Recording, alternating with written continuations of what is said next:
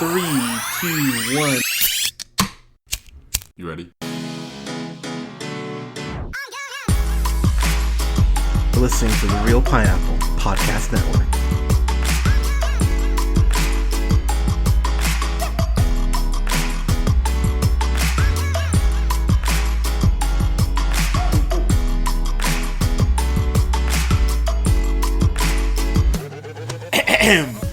Good evening, everybody. Thank you so much for listening. We are the Real Pineapple. This is Hunter, and I'm here with Colin. Colin, how are you, friend? I'm good, buddy. How you doing tonight? I'm good, man. I'm reporting from the newly renovated Real Pineapple Studios in the beautiful Reno, Nevada.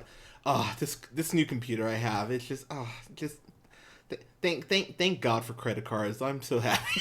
This computer. Just max them out. Worry about it later. Yeah, exactly. Like, I'm gonna pull Creed from The Office, be like, his debt goes to like whoever he transfers his debt to. But no, dude, I'm stoked on this new computer. It's like, oh, it's so nice. But what I'm stoked for too. So talk about a movie that I'm not gonna lie to you, man. When I watched it, I went, I think this will be in Colin's top 10 when we talk about our best stuff next month. Ooh, I don't know.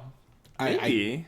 Maybe not. I think it is. I'm just calling. I'm calling it like I see it. But we're talking about mid '90s, which is written and directed by Jonah. So can we appreciate the fact that Jonah Hill, the guy who I remember the first time seeing him was sucking on a girl's boobs in Grandma's Boy? Yeah, that's right.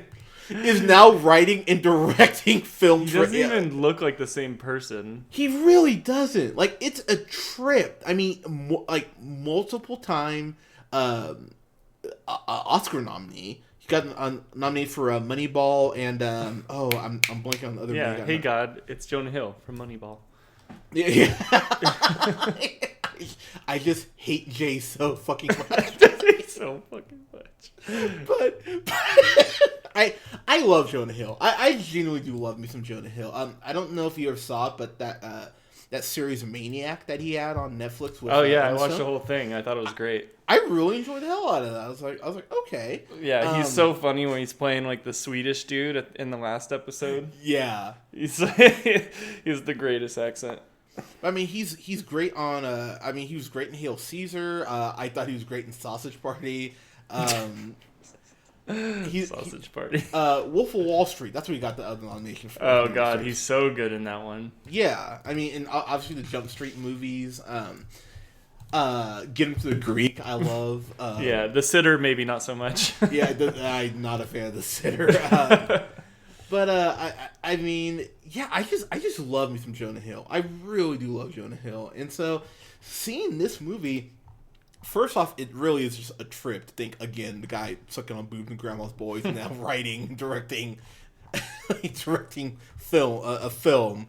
But I'm not gonna lie, man, going back to 90s mindset, Hunter, man, seeing, Ren Stimpy, like the main kid wearing a Ren Stimpy shirt and then playing Super Nintendo, it took me back to a simpler time. You know what I mean? Like, it's just like, this is chill. I like this movie quite a bit. Yeah, we were that age as like these guys in the film, so like in the mid '90s, so yeah, very relatable. Exactly, and what I found interesting. So you never skated, right? You were never like. No, I tried to skateboard maybe like once or twice, but I was so not coordinated when it came to that type of shit that I like almost died. So I gave it up pretty quick.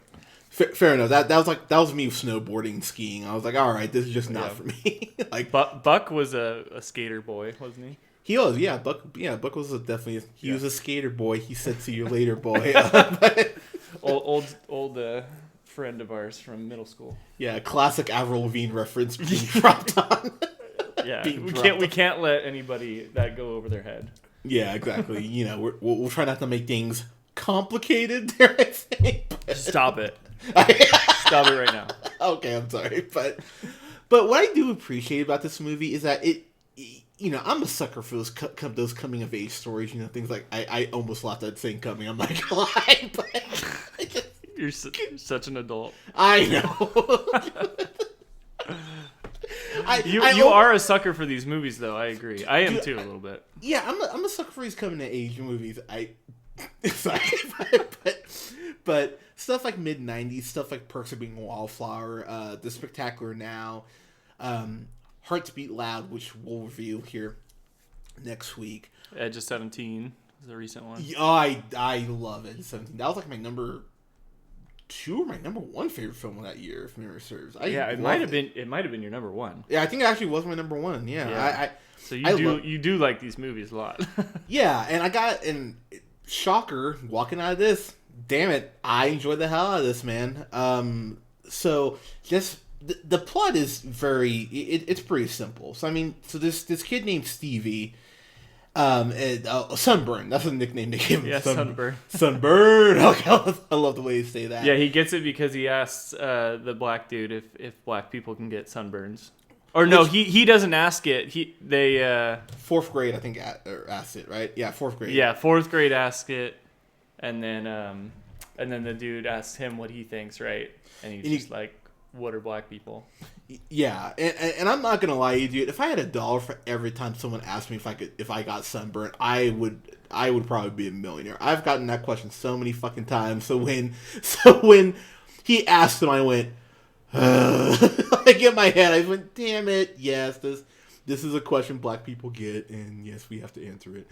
And it's around that time when, like, you know, kids are all sitting around doing nothing, where that type of, it felt like an authentic situation where that does happen. Like you said, you've been asked it a million times. Oh, absolutely. Yeah, I did laugh really hard at that time. I just was like, okay, like classic white people asking their black friends questions. Like, hey, how else are we gonna learn? It's true. That is how you learn. I mean, you definitely asked me, black questions.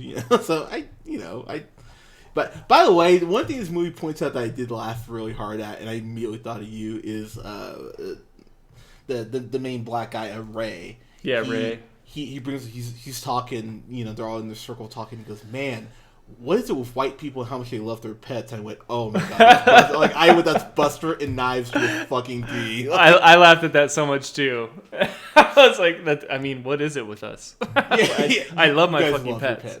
Yeah. Which, nothing wrong with that. You just love your fucking pets. But yeah. Well, my pets are really cute.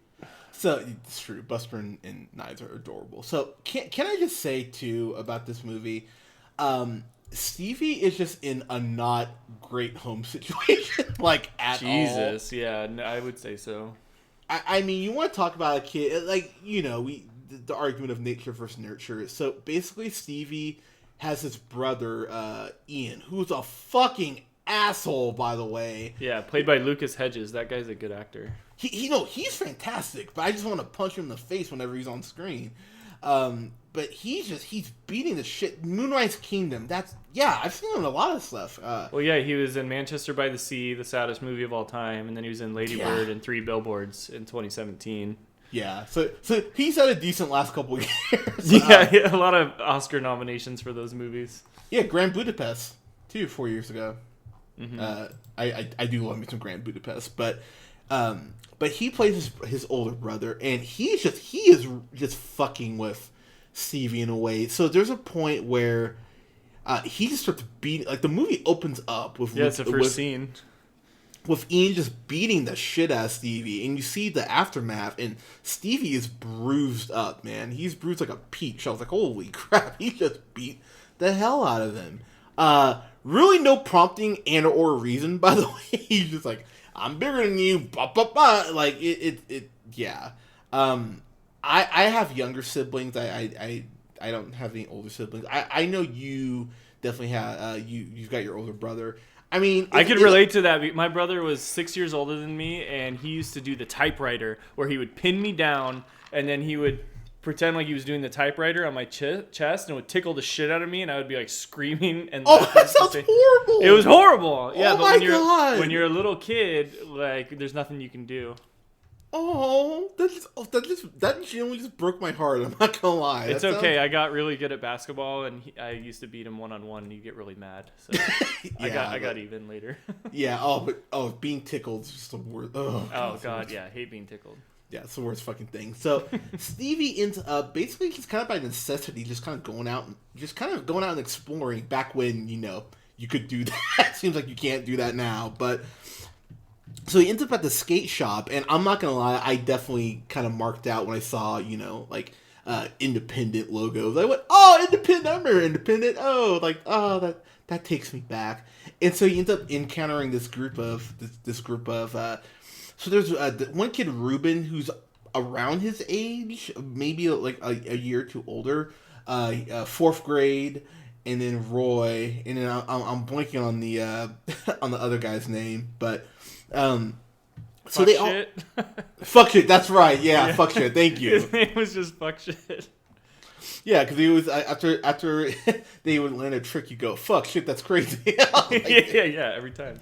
Yeah, and so it really is about Stevie just really learning confidence and being able to grow confident in his own skin. What I appreciate about this movie is that it really is. When you're 13, you don't know what you're doing. You're trying to just figure out how to be comfortable with yourself, maybe talk to a girl. I mean, oh god, 13-year-old Hunter talking to girls, that was rough. But, you're so the fact that this kid gets laid, like, I think gets laid, they don't really come out and say. He at least fools around. He says he just fingered her. Pardon my French. Yeah. Well, I mean, that's what they say. I mean, I'll be honest, I can't even imagine 13-year-old Hunter kissing a girl, let alone finger. So he was 13, right? Yeah, that's how old he was. Yeah, and the girl that scene was actually very uncomfortable for me to watch. Was it really? Well, he looks like the actual actor is so young, and he's like kissing this girl, and I was just like, this is uncomfortable. Yeah, fair enough. I mean, I laughed, but definitely in that way. Like, it didn't make me cringe, but I was like, okay, this kid's 13. But honestly, I was trying to see how old that actual actor was. It was it was getting slightly weird, but they cut at least at a time where it didn't go too far. Yeah, no, I mean, you don't see 13-year-old dick go in. Like that would have been like, all right, Jonah Hill. Yeah, they had to keep telling Jonah Hill no in the writers' room, but they finally come on, I'm an artist. Let me create. It's like, Jonah, that's child pornography. It's a felony. What, Drake can do it, but I can't. No, R. Kelly can do it. Pardon me. Drake. R.I.P. Drake. Sorry. Allegedly, pardon me, because he hasn't been convicted yet, but he should be. But that's a whole nother conversation. But what I appreciate about this movie, dude, the soundtrack. Jonah Hill's talked about how much he loves 90s hip hop. And I'll be honest, like when people say like, oh, I love, like, like people say they love something, at some points I kind of go, I take it with a grain of salt. It's like, okay, sure you do. But dude, Jonah Hill loves 90s hip hop. Like, I mean, everything from Mobb Deep to M.O.P. to a little Tribe Called Quest. I went, okay, he really does love 90s hip hop. So I'll say from a music perspective, I fucking love this. This makes me insanely happy. I think the soundtrack. Actually, I have it downloaded on my phone. I love the soundtrack to this movie. I mean, kind of your thoughts on the music and score. Yeah, it was great. I loved the choices throughout the whole movie. Like you were talking about, the whole movie's just filled with nostalgia. Like, nostalgia everywhere. Even the way that it's presented to you, it's in like a 4:3 format instead of like a 16:9. So it feels like, I was thinking when I was watching it too, I was like, everything I consumed, like, movie-wise at home in the 90s was all 4:3. Like, I watched, Star Wars, Indiana Jones, Back to the Future, all these movies that I used to watch as a kid. It was all in the square format. That's how I actually know a lot of these movies now that I'm rewatching them, when DVDs came out. And I'm like, okay, now you get the big widescreen. You see more of the movie, you realize, oh, that's how it was meant to be played. But it's like, but in the 90s, you just know the square. Yeah. Because that's how a TV is. So, like, watching it like this, I was just like, oh my God, it's just taking me back to the feeling of watching movies back on, like, my CRT TV in the 90s. But yeah, that was, like, I thought was such a cool touch that they decided to actually go with it and be that way. And then, yeah, the music is awesome, too. I love the fact that the kid too, like he's so 90s. There's this point where he's trying to get a board so he can hang out with these new guys, and he doesn't have a skateboard. So his brother has this. It reminded me of the Sandlot when Benny gives the main character, he gives him that better glove, and he's playing with like a toy mitt basically, and he goes, dude, you can't use this here. Like, here's an actual fucking baseball glove. Stevie's on a fucking like neon 80s skateboard, because I mean his brother's a dick. I mean, not like he'd give him something good, heaven forbid, so he trades a bunch of his Super Nintendo or Nintendo games. He trades a bunch of those to his brother, and he goes like, oh well, here's my awesome board, and Stevie's just happy to get a board, you know what I mean? And he clearly got ripped off. I think he gave like 6 games for this dirt board. But he gets, God, that was so sad. I was like, you're giving away great games right now. What are you doing? Yeah, but he got to go ahead and and skate, So it's cool how Ray, who's clearly, he's the Black Benny the Jet Rodriguez, if you want to compare it to the Sandlot. He's the one who's the best out of the group. He'll go on to actually probably be a professional skater. So I never really got into it, but I played. I know a lot of my friends played a lot of Tony Hawk, and so I got familiar skating culture just kind of that way. Yeah, that's probably how I was mostly exposed to it too. I was a big Tony Hawk guy. Yeah, and I will say all the youth groups I went to growing up as a kid, skating was a huge thing, and I fully admit, I'd maybe go up to a skater girl and look at my feet and go like, hi, I think you're cute. Can we do you want to pray together sometime? Like, or whatever I would say. But just spitting that Hunter youth group game. Oh yeah, dude, absolutely, yeah. Honestly, not much has changed now. It's like, oh hey, let me look at my feet real quick. You want to go get a falafel, like, or whatever I say? Like, I don't know. You're a big falafel guy. Yeah. That's why I said to Alea, I'm like, hey babe, you're cute. You wanna go get a falafel? How could she resist? Yeah, I still don't know why she's dating me, but what I appreciate about Steve though is like the camaraderie between him and his group. Ruben is like this kind of the kid who's like the closest in age to him.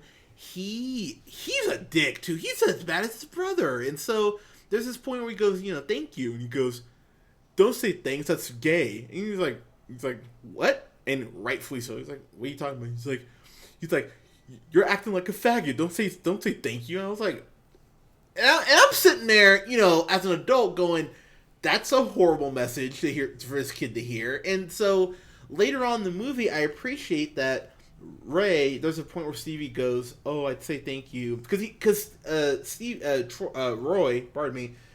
Ray gives him, like a good board, like a really nice board, might I add. It was like, oh shit, that's awesome, Stevie. And Stevie, rightfully so, is overwhelmed. He's like, oh my gosh, like, he goes, I'd say thank you, but, Ruben told me that's gay. And I genuinely love the movie even more just for this little message. Ray just goes like, dude, just be a good person, man. It's not gay to go ahead and, be appreciative of shit. And I went, thank you, movie, for addressing that. And what I do love too is that the strain between Stevie and Ruben, as Ruben basically gets knocked down the bench and everyone starts to love Sunburn more.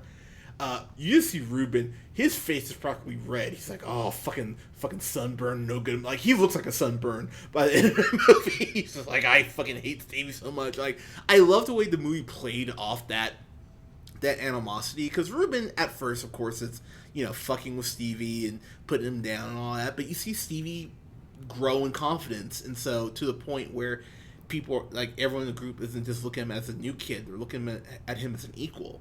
And I really appreciate the way that slow burn between Ruben and Stevie continues to grow, to the point where Ruben just snaps, swings on him. I was like, damn, okay. and I love that. I love that. Yeah, kind of talk to me about what you thought about that relationship. Yeah, it was. You could see it coming right when it. What was the moment when they were jumping over the big gap on top of the roof? Okay, I'm happy you brought that up. I haven't cringed like that in a movie in a while. Like, so, yeah, Steve, yeah, if you want to describe the scene, please. Yeah, so it kind of comes to the point where Ruben and Stevie are left to make the big gap. Ruben chickens out. Like a bitch. Like a bitch. Yeah, after fuck shit and I guess fourth grade's always filming. But yeah, so fuck shit and what's his name? Ray. They both do it, no problem. And then Stevie just grabs his board and goes and falls straight to the ground.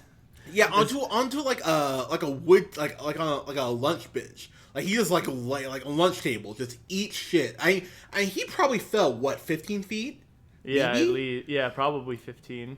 I mean, and he fucks his head up. Like the fact that he didn't break any teeth is a miracle in itself. But he cuts his head open, like he's bleeding. Like to borrow a wrestling term, he's bleeding like a stuffed pig. Jr. Like he is bleeding really badly from his head, and he actually bleeds through his own shirt. And then Ray goes, "Ruben, take your shirt off." He goes like, "This is my favorite shirt," and Ray pulls rank base and goes, "Take your fucking shirt off." I went, ooh, I was like, oh, now we're cooking with gas, baby. Here we go. Yeah, like Ruben got like demoted like right in that moment. Yeah. He's like, now you're beta to Stevie now. Good comparison. Well done, sir. But I love that though. And I love when there's a point where his mom, Dabney, who I know I've seen her, Catherine Watterson. I know the name, and I was sitting here trying to place it. Michael Clayton, that's and Logan Lucky. There we go. I was sitting here, I'm like, I've seen her in a lot of stuff, and she's not in the movie a lot, but I like the stuff that she was in just enough. And she was in Inherent Vice. I love that movie too. She's in it just enough to make an impact, and I think her and Stevie's relationship is really interesting. There's this point where, and I'm really grateful to my mom. Obviously, she was with my dad, but I'm really grateful that I didn't have to like walk in and see this guy pulling up his pants like, job well done, you're welcome, baby. Like I was like, oh, that's really fucking creepy. And Stevie having to see that, I went, that can't be good for your psyche. That's something you tell a counselor, 10 years down the road. But and the older brother says that it used to happen like all the time, right? Like, yeah, which I went, why the fuck would you tell your younger brother that? Like, there was no reason to put that in his head. And like, the thing is, Stevie is probably the most adult person in this fucking movie outside of Ray. And that kind of blew my mind a little bit because, yeah, he's fucking up, but he's 13. He's supposed to fuck up. The mom is being, a little silly, to put it mildly. His brother's a goon. And so, really, the only other person that I went, oh, you're cool, is Ray.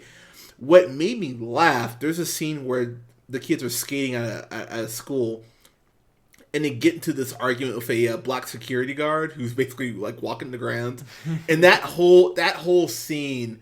So the younger fuck shit. I think he's Samoan, and I think he's like Samoan and black. He kind of looked like a skinny version of The Rock, or Dwayne Johnson. Pardon me. He the security guard, he's like, "You're a Sheryl Crow looking motherfucker," and I was mid-sipping my daiquiri in the theater, and I was laughing so hard. I was like, "All right, that was funny." He's like, and they're just throwing insults back and forth. But that's a very quick segue here. That took me back to when we were going to high school together, and I was walking into school. And there's a security guard, like, waiting for people to speed. He was like, in this, like... You remember what that funeral home was? By AG? Like, that little roundabout? Yes. We'll say yes. Okay. I'll point out to you next time we're there. But he's sitting there, like, waiting for people to speed so he can, be all powerful and catch him. And I remember I went up to him because, again, I do have a tendency to love to instigate sometimes. I walked up to him and I went... So, you failed the police exam, huh? And he's like, cool, I'm going to search your backpack. And I was like, well, I kind of deserved it. Because I was a little shit when I was 15. But But I can just see 15-year-old Hunter doing that too. It's great. Oh yeah, exactly right. But what I really do love about this movie is it's very earnest, and there's a lot of just really cool shots here. The cool shots, John Glazer. Sorry. Oh God, the new season's so good. Yeah, we'll have to talk about that. But the there's a scene where Stevie's on his board and everyone else is like right in front of him, and there's this like really cool wide shot where like the sun is setting and they're all like riding towards skating towards the screen, and I was just like, oh my God, this is so cool. There is a car crash scene in this movie that, oh my God, you want to talk about something that caught me off guard. I went, oh my goodness gracious.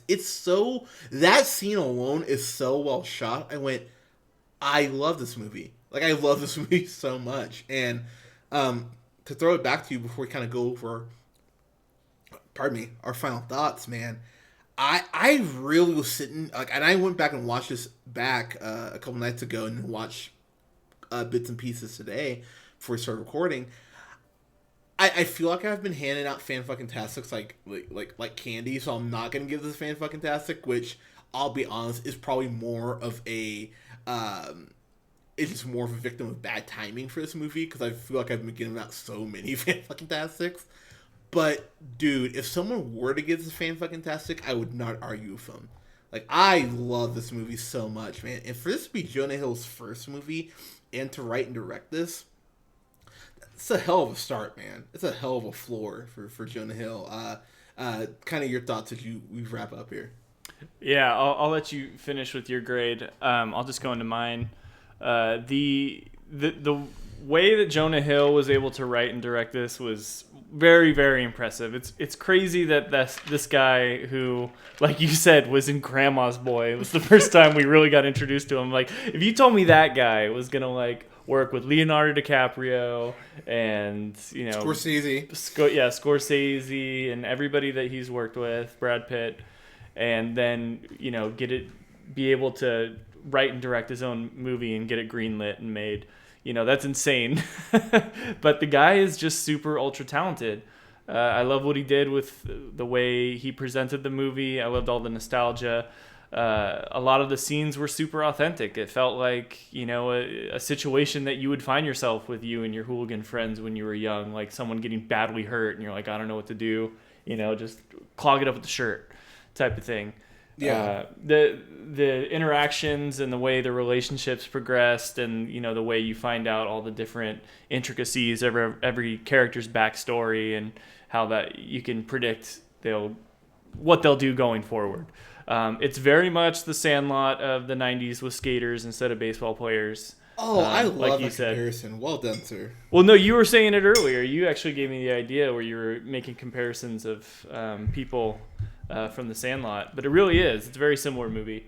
I do think it has a few flaws to it. No, I'm kidding. What you got as far as flaws? So some of the scenes I thought you could definitely tell were not as good as others. It seemed like there were some that were like Jonah Hill was hitting it out of the park, where other ones I thought fell a little more flat. Okay. At least with the acting, which could just be from, this is the first time Jonah Hill's directing a big movie like this. Everything's not going to be as crisp as, some other directors that may have been doing it for a long time. But, it's for the first time we're seeing him really write and direct. It's overwhelmingly positive what we got to see. The way it ties up to, I thought was a little bit too convenient, but I did appreciate that it was just a nice Hollywood happy ending. Okay. But I when I got done watching this, I was thinking, this is a nice solid A, and I really, really enjoyed it. Dude, I do love when we kind of have a little debate as far as what our grade is, but I'm right there with you. Like, I think you hit the nail on the head. There are a couple scenes that sloppy is a little strong, but you can definitely tell that there are some scenes that are there's a little more care taken with them, if that makes sense, as opposed to, as far as certain shots. So, I do love the way this movie ends too. Because fourth grade, they're just kind of shitting on fourth grade, like the whole movie. And I appreciate that he kind of has a wrap up to his story at the end. I went, You know what? All right. Well done, movie. Everyone in this movie, it really felt like they knew exactly what they were trying to do. And Jonah Hill, I thought, did a good job, kind of going ahead and setting the standard for what they should be doing. Yeah, I really enjoyed this. I enjoyed the hell out of this. This is a solid A for me too. I don't know if this will make my best of. It will definitely be an honorable mention if it's not on my best of. I'm working through my best of and more stuff right now. My best of, I'll be honest with you guys, we're recording that next month.